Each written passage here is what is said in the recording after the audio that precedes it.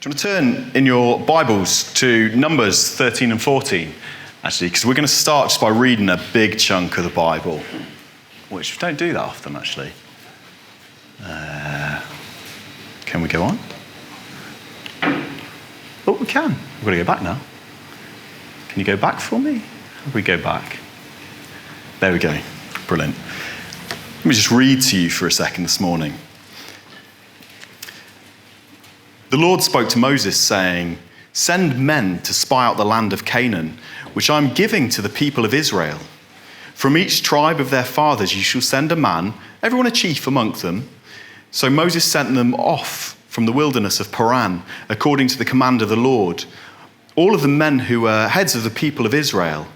And these were their names: from the tribe of Reuben, Shammah, the son of Zakur. Oh, it's always hard when you get a list of names, isn't it, in the Bible? From the tribe of Simeon, Shaphat, the son of Hori. From the tribe of Judah, Caleb, the son of Jephtheth.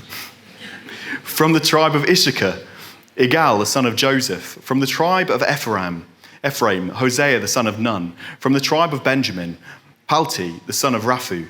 From the tribe of Zebulun, Gadiel, the son of Sodi. From the tribe of Joseph's, that's from the tribe of Manasseh, Gadi, the sons of Suzi. From the tribe of Dan, Amiel, the son of Gamali. From the tribe of Asher, Sethur, the son of Michael. From the tribe of Naphtali, Nabi, the son of Vopishi. I should have practiced. Yeah, I should have got somebody else to read these passages. Bex, do you want to take over? These were the names of the men who Moses sent to spy the land. And Moses called Hosea, the son of Nun, Joshua. Moses sent them to spy out the land of Canaan and said to them, "Go up into the Negeb and go up into the hill country and see what the land is, and whether the people who dwell there are strong or weak, whether they are few or whether they are many, and whether the land that they dwell in is good or bad, and whether they're cities that they dwell in, or camps or strongholds, and whether the land is rich or poor, and whether there are trees or not. Be of good courage and bring some of the fruit of the land." Now the time was the season of the ripe grapes. So they went up and spied out the land from the wilderness of Zin to Rehob, near Leboth Hamath. They went up into the Negeb and came to Hebron, Ahiman, Seshai, and Talameh. The descendants of Anak were there. Hebron was built 7 years before Zoan in Egypt. And they came to the valley of Eshcol and cut down from there a branch with a single cluster of grapes. And they carried it on a pole with them, between two of them. And they also brought some of the pomegranates and figs. That place was called the Valley of Eshcol, because the cluster of the people of Israel cut down from there. And at the end of the 40 days, they returned from spying the land. And they came to Moses and Aaron and to all the congregation of the people of Israel in the wilderness of Paran at Kadesh. They brought back word to them and to all the congregation and showed them the fruit of the land. And they told him, "We came to the land to which you sent us, and it flows with milk and honey, and this is its fruit. However, the people who dwell in the land are strong, and their cities are fortified and very large. And besides, we saw the descendants of Anak there. The Amalekites dwell in the land of Negeb. The Hittites, the Jebusites, and the Amorites dwell in the hill country. The Canaanites dwell by the sea and along the Jordan." But Caleb quieted the people before Moses and said, "Let us go up at once and occupy it, for we are well able to overcome it." Then the men who had gone up with him said, "We're not able to go up against the people, for they are stronger than we." So they brought to the people of Israel a bad report of the land that they had spied out, saying that the land through which we have gone to spy out is a land that devours its inhabitants, and all the people that we saw are in it are of great height. And there we saw the Nephilim, the sons of Anak, who came from the Nephilim, and we seemed to ourselves like grasshoppers, and so we seemed to them. Then all the congregation raised a loud cry, and the people wept that night. And all the people of Israel grumbled against Moses and Aaron.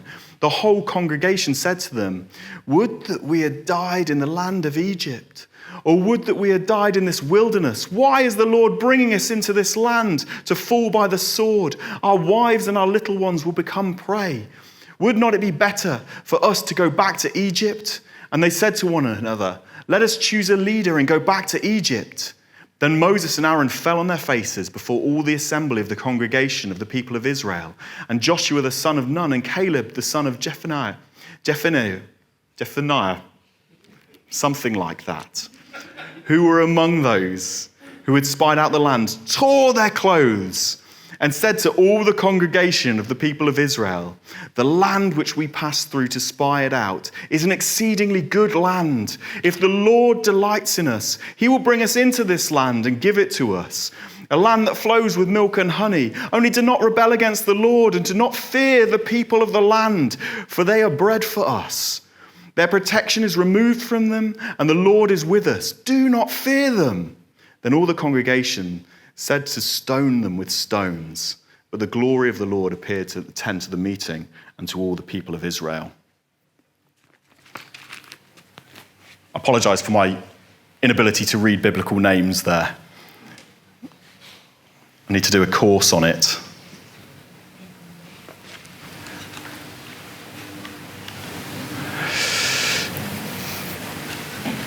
I am always and constantly afraid of things. If you could see my inner world, you would know that actually fear is my constant companion, bubbling along with me and threatening to stop me in my tracks. Just a few of the things I'm afraid of. Communicating the gospel with others, I'm afraid of their reaction.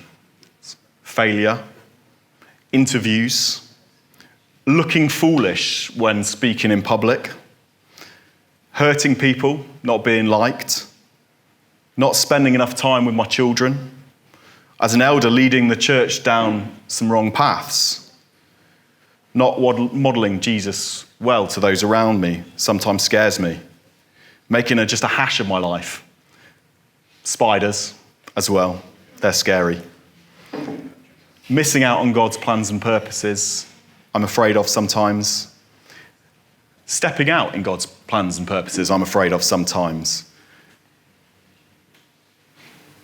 Any of it ring true to you? Maybe your list looks a bit different. I know some of you have been through some incredibly scary situations, and those will seem quite trivial here. But the honest truth of the world is it can be quite a scary, intimidating place. And I think perhaps now more than ever, we need to think about this concern of fear. The world can be a place of fear and anxiety and worry. And I think if you live in the West at the moment, this is a really pertinent thing to think about, important thing to think about. Because I think there is an increasing undertone of fear and its close relation anxiety in the culture that we live in.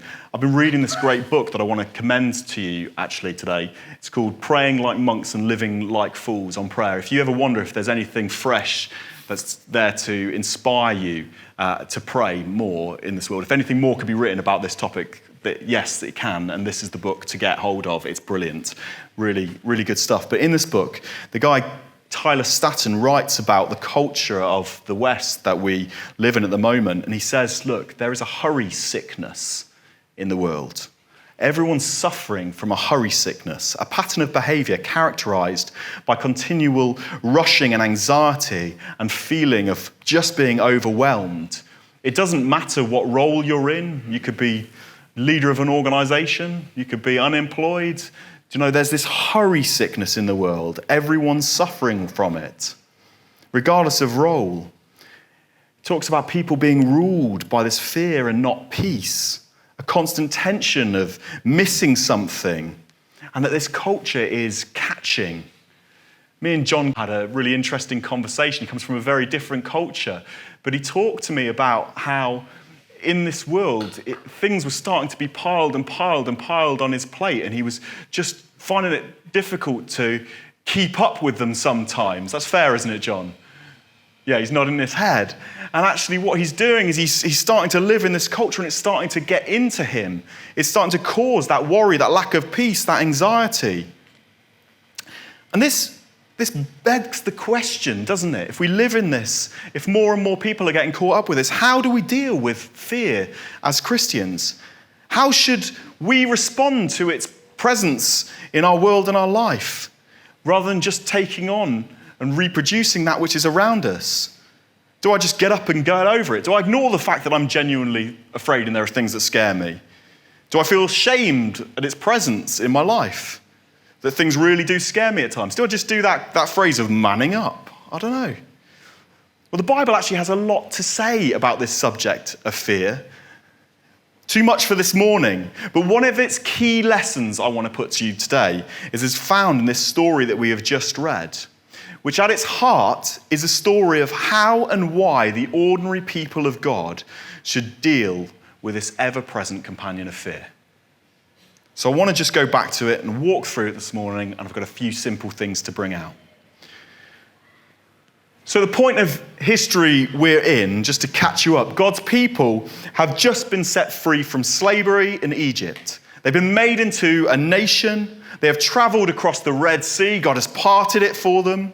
They've traveled across the desert of Sinai. God has met them on the mountain.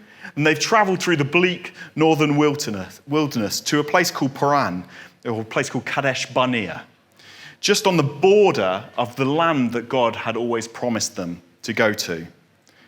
And from here, God sends out 12 men from the tribes of Israel to go and spy on the land of Canaan, which God had promised them that they would come to live in. And these men to go and see just what lay ahead of them, to both see if the land was as good as God has promised them. Was it as beautiful as they've been dreaming of that he put to them?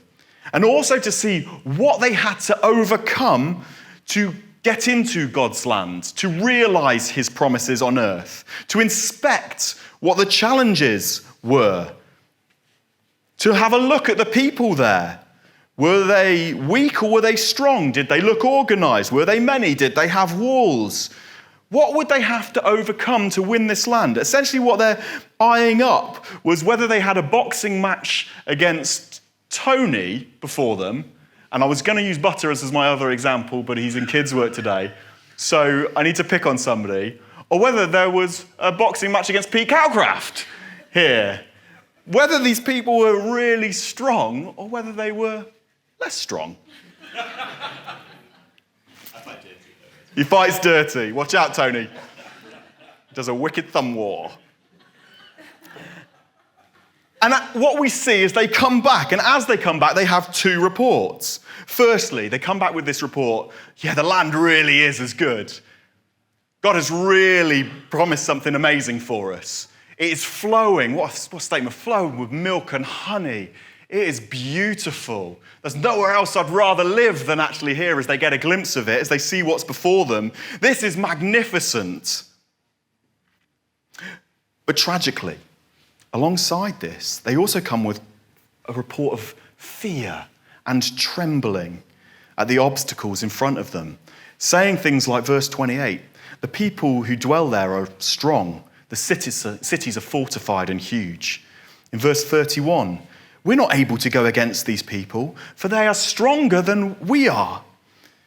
Verse 32, the land through which we've gone to spy is a land that devours its inhabitants. All the people we saw there are of great height. The people are giants. They're giants, they're massive. Essentially, they come back here saying, we've seen what lies ahead, and it's a whole nation of Tonys. There's not a Butters or a Pete in sight. In fact, they are bigger, they are stronger even. Some of them are the descendants of Anak, the race of massive people like Goliath.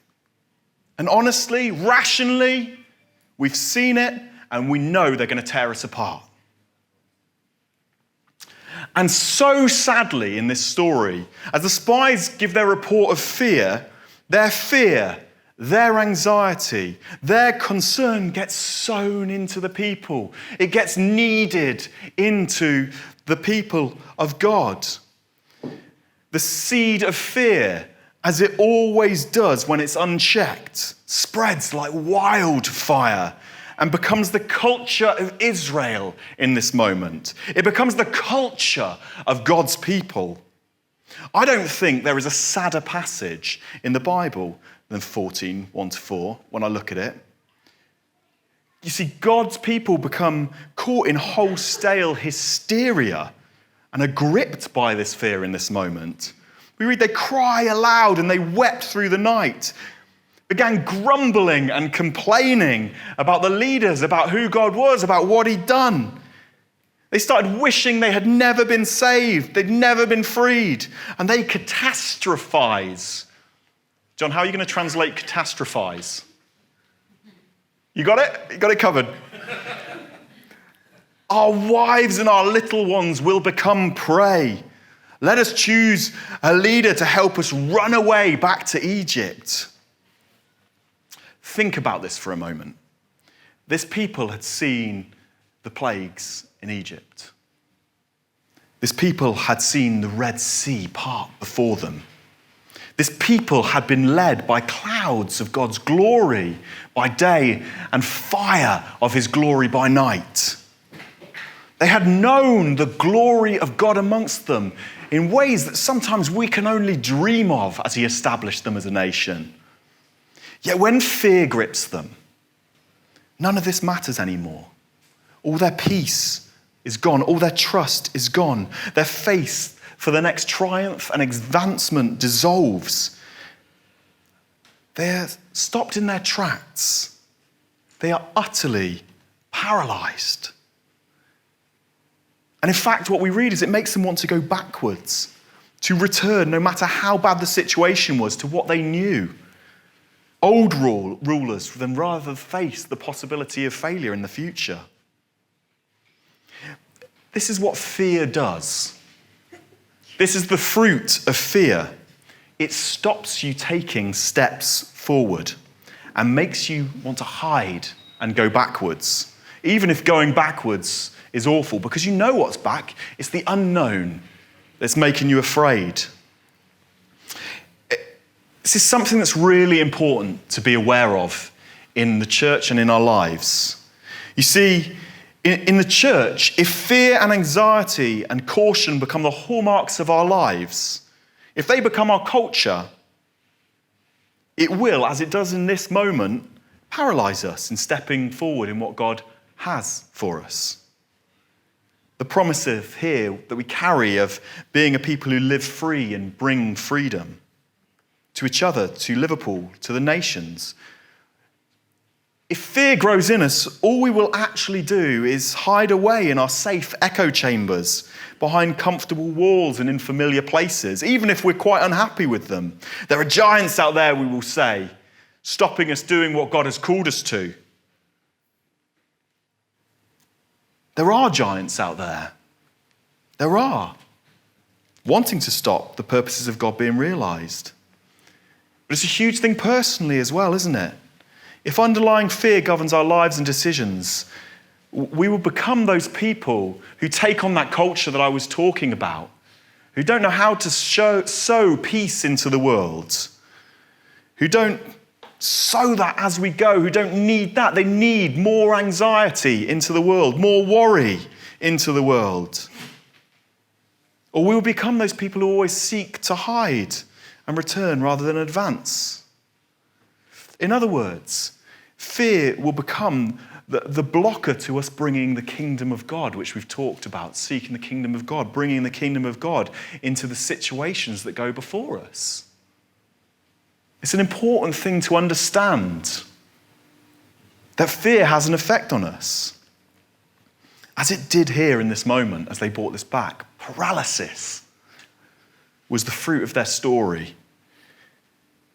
But here, thankfully, it's not the end of the story, because we read of two individuals who actually don't get overwhelmed by this catching, paralyzing fear, who resist the culture of the day. Two individuals who go to investigate what is to come along with the others, but don't let fear rule their hearts. Two individuals who saw the strongholds, who saw the giants, who saw the scale of the challenge, who counted its cost, but who came back with a different report. They must be some pretty impressive people, right? And they must use some pretty impressive tricks to stop fear getting in. Well, not really. The series called Relatable Faith, and it would be fairly bad if they were totally unrelatable in this moment. As for who they were, one of them is Joshua, who goes on to lead the people of God, but he's done nothing at this point of any note. And the other, the most outspoken of the pair, who we're going to focus on today, is a 40-year-old guy with a bit of leadership responsibility in his life called Caleb from the tribe of Judah, who up until he was chosen to go as a spy, had just been part of the crowd. He had done nothing of any noteworthiness. Nothing amongst the people that we know of. Nothing. Do you know, given that I turned 40 this year, I know, it's hard to believe, the fact this story is about a 40-year-old bloke, I think, is brilliant, who wasn't even mentioned for the first 4 decades of his life. You know what? This is really good news for any of you who have got to that point of 40 when the world starts to say, do you know what? Your relevance is now starting to wane. Your influence is starting to die. Your ability to make change went 20 years ago here. You know that feeling? That sinking feeling of, has it passed me by? Has it passed me by? Here we see that God is only just getting started with the 40-year-old. That's important. Are you brave enough to say whether you're 40 or above?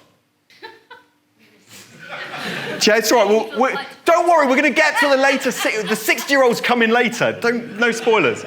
Come on, Si, please. You're 40 this year, right? Today! Oh my goodness! Si, could you stand up for us? We're at a brief interlude. I'm going to lead us. It's going to be girthy here. Happy birthday to you. You're welcome. Happy birthday to you. Happy birthday, dear Si. Happy birthday to you. Hey! Oh, what a wonderful moment. Oh, brilliant. No problem. Thank you. Pete has just turned 40. I'm going to name you. Andy? Andy's been 40 for ages. Jay? Yeah?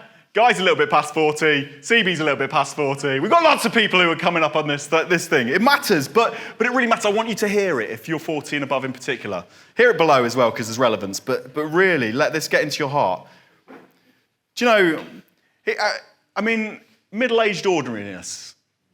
That's what he had. But also, this guy, if you really look at the story, was relatably unimpressive. This story shows us he obviously didn't hold much sway with the people. Because when he brought his report saying, "What are you talking about? Let us go up at once and occupy the land, for we are well able to overcome it." No one listened. No one really pays the slightest bit of attention to him. They just carry on in their fear. Caleb is not some kind of Winston Churchill character who can stir the crowd here. He's someone everyone just writes off as a foolish optimist, as someone who is ignoring the reality of the obstacles before them and painting a rosy picture. He's whitewashing the challenges. He's a lone voice in the crowd that can be stamped out by the sheer truth of the situation. There is no indication here he was an impressive guy. As for how he and Joshua overcame fear, I think this is equally unimpressive if we read this passage. He didn't do here something that only the holiest of people can do, or the most learned, mature believers, the cleverest of scholars. All he does here is simply, if you look at the passage, have optimism that was founded on faith in God and then persist in it, regardless of the culture around him. I want to call his approach, actually, I want to call it something. There we go. I want to call it the Caleb equation for overcoming fear, which is this: great optimism built on faith, plus patience and perseverance equals the overcoming of fear. It's a simple additional sum. Simple additional sum. And we see this equation clearly in Caleb and Joshua's response to the growing hysteria in 14:7-9, where we read, they tear their clothes off in response to the people, which is a great sign of anguish and pain at the direction the people are going with. And they say to all the congregation, the land which we passed through, which we saw with our own eyes, where we weighed up the risks with our own eyes to spy it out, is an exceedingly good land. If the Lord delights in us, he will bring us into the land and give it to us, a land that flows with milk and honey. Only do not rebel against the Lord, and do not fear the people of this land, for they are like bread to us. We will literally eat them for breakfast. Their protection is removed from them, and the Lord is with us. Do not fear them. This response is not that complex, but it shows these things.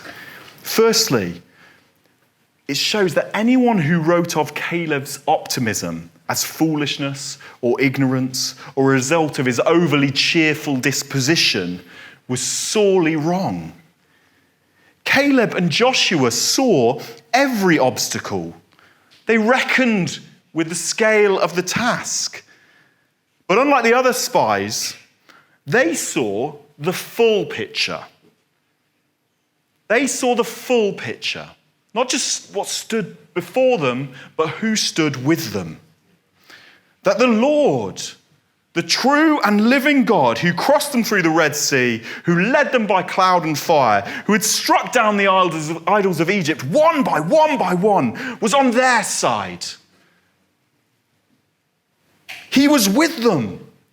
He had gone before them into every challenge that life could throw at them. And no matter then what they saw before them, no matter how big the giants looked, how unknown the outcome was to them from their perspective, how high the walls, how strong the enemies, they had every reason to be overtly optimistic, stupendously optimistic. Every reason. This is not foolishness. This is not childishness. This is not ignorant optimism. This is realistic, pragmatic, rational optimism when you factor God into the equation. In fact, if the God of Israel is truly with you, the foolish thing to do, the fool, the one who is buying and promoting the lies, is the one who bows to fear, not to God. The people made a huge mistake here in overlooking Caleb's optimism, because it was not built on ignorance. It just factored in who God was and chose to see the possibility of the outcomes in light of this. Caleb is modeling here what a person looks like when they build their life on the rock of God. Though the storms will come, the house will stand. Church, just an aside, we must be very, very careful of every writing off the godly optimists amongst us. For often they will simply be reminding us through their optimism to factor God into our lives more fully and highlighting where folly may be there for us. It shows, doesn't it? It shows his optimism built on faith. Alongside this, though, it also begins to show the second part of the equation. Caleb's deep perseverance as well. I mean, this statement was made in face of what would have been immense pressure just to conform with the prevailing wind and the culture around them, just to go with the flow of everyone else. Caleb here had just been totally shot down, ignored by pretty much the entirety of God's people. I don't know about you, but I, in this situation, would probably have been like, okay, maybe I'm wrong. Maybe my optimism was misplaced in who God was and the faith that I had. My faith and my optimism would have died a little bit. But not Caleb here. Caleb's response is to hold fast, to dig deep. Digs his heels in to his optimism built on faith. And he belligerently anchors himself into a confidence in who God is and says, here I will remain. You can do one and go right back to Egypt if you want to. I'm trusting the Lord, my God. Don't reject him. Do the same, he says. As the whole congregation we read, all his peers and friends are overwhelmed by fear in the situation and their peace is robbed, he stands up again, prepared to take another knock, and cries out, but God is with us. But God is with us. You've not factored it in. So we can be confident and truly optimistic for the future that he will take down the giants, batter down the gates, and lead us into his promises. It's simple. Yeah, it's brilliant. But what I want you to see this morning is that Caleb doesn't just persevere bravely in a moment.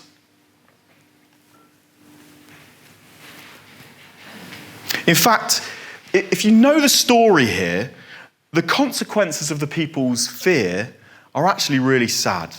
They don't enter the promised land of God at this time. In fact, they return to the desert and wander the wilderness for another 40 years until all of those who were overcome by fear, the whole generation, has passed the baton on to the next generation. And it's another book and a half of the Bible before we get back to this point of being on the edge of the promised land. And this time, Joshua, at the helm, God finally takes them through into the land he promised them. And 5 years into the campaign to take the whole land, we meet Caleb again in a conversation with Joshua. And this is what is said. I was 40 years old when Moses, the servant of the Lord, sent me from Kadesh Barnea to spy out the land.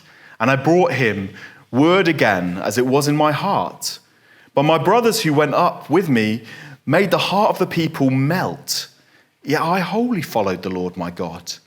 And Moses swore on that day, saying, surely the land, one which your foot has trodden on, shall be an inheritance for you and your children forever, because you have wholly followed the Lord my God. And now, behold, the Lord has kept me alive, just as he said, these 45 years since that time, since that day that the Lord spoke this word to Moses, while Israel walked in the wilderness. And now, behold, I am this day 85 years old, and I am still strong today as I was in the day that Moses sent me. My strength now is as my strength was then, for war and for going and coming. So now give me this hill country of which the Lord spoke on that day. For you heard on that day how the Anakim, the giants, were there, with great fortified cities. It may be that the Lord will be with me, and I shall drive them out, just as the Lord said. And in Joshua 15, the 85-year-old Caleb does exactly that. He goes and faces down the very giants that caused everyone such fear, and he drives them from the land. Don't know, no one messed with Jim, I think, is the moral of this story. This shows something amazing, that Caleb patiently and persistently held to the same optimism built on faith and resisted that fearful attitude for 45 years. For 45 years, he dug in his heels. For 45 years, he trusted. As his body grew older, as his days grew longer, as the people moaned their way through the desert wanderings. The fact that no one had listened to him originally didn't matter to him. It didn't lead to bitterness or mistrust. He didn't go around saying, "I told you so," or have fearful self-doubt. Instead, for his whole life, he chose to believe that God was with him and that he could have the giants. His belief that we could have this, lads, that was taken as foolishness, was as true and as heartfelt at 85 as it was at 40. And ultimately, what we see, for his optimism built on faith and his patience and perseverance, is that all of the fruits of people's fear was undone. And the man who would have been 20 years into his pension in our day, 20 years into his pension, fought and defeated a kingdom of Goliaths. Rach, you said you're 60. Yeah. You're youthful. You're youthful. What are you going to do with your retirement? Think about it now if you're not on retirement. If you're on it, think about it now. You're in retirement. God, keep me until 85 that I might defeat the giants of middle age. I think is a good place to start, if that's you. Let me wrap up.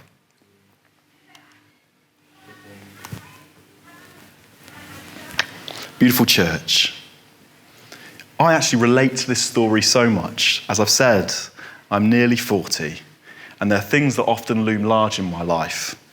Things that I can't control, and things that I can that cause me fear. My peace to depart and paralysis to set in. And I live in a culture that affects me, which although not seeking military battles, has an underlying fear to it always.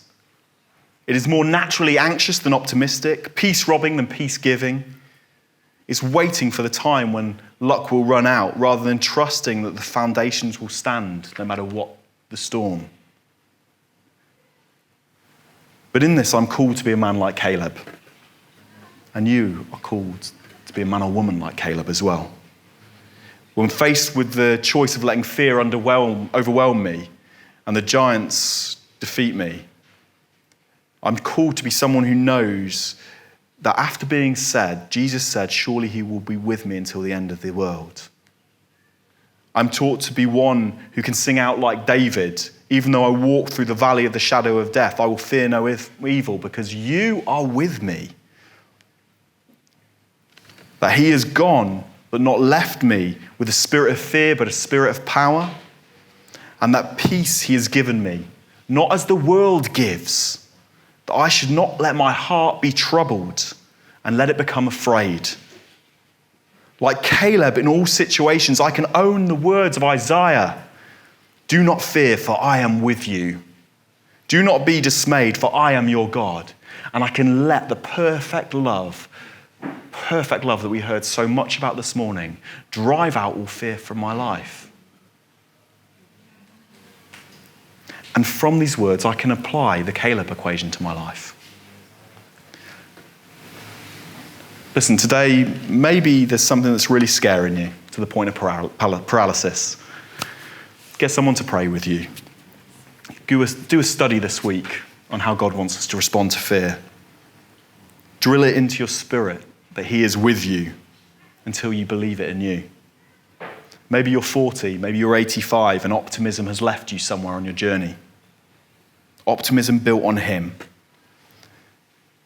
And you know it's just because you've stopped applying the Caleb equation. Let him speak to you in this moment. Let him restore you.